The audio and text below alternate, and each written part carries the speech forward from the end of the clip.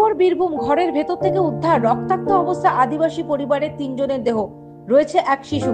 ঘটনা এলাকায় তীব্র চাঞ্চল্য। এবার ট্যাংরাকাণ্ডের ছায়া বীরভূমে। সাত সকালে ঘরের ভেতর থেকে উদ্ধার আদিবাসী পরিবারের 3 জনের রক্তাক্ত দেহ।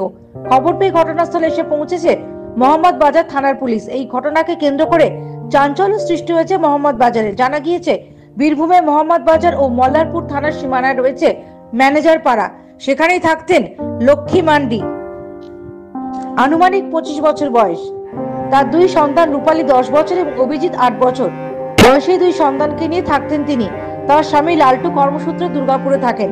শুক্রবার সকালে দেখা যায় ঘরে খাটিয়ার উপর পড়ে লক্ষ্মী ও রূপালী কম্বল জড়ানো দেহ।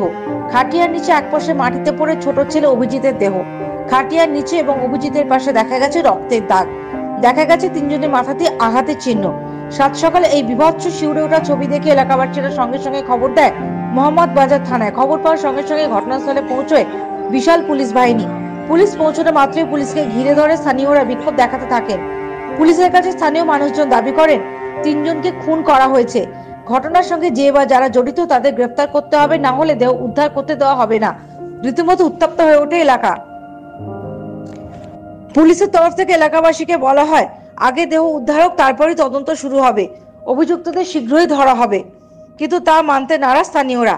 অনেক বাকবিতণ্ডার পর অবশেষে দেহ উদ্ধার করে পাঠানো হয় হাসপাতালে। ময়নাতদন্ত হওয়ার পরই জানা যাবে খুনের আসল কারণ। যদিও প্রাথমিকভাবে পুলিশ মনে করছে ভারী কোনো বস্তু দিয়ে আঘাত করে খুন করা হয়েছে 3 জনকেই, কিন্তু কেন তা এখনো ধোঁয়াশ। ইতিমধ্যে মৃতের স্বামীকেও খবর দেওয়া হয়েছে। অবিলম্বে রহস্যভেদ হবে বলে আশাবাদী পুলিশ। কিন্তু ঠিক কি কারণে বা কিভাবে মৃত্যু, কেন এই ঘটনা ঘটলো, নেপথ্যে কে বা কারা জড়িত, উঠছে নানা প্রশ্ন। একজন মহিলা, 2 জন বাচ্চার বডি এখানে দেখতে পাওয়া যাচ্ছে রক্তাক্ত অবস্থায়।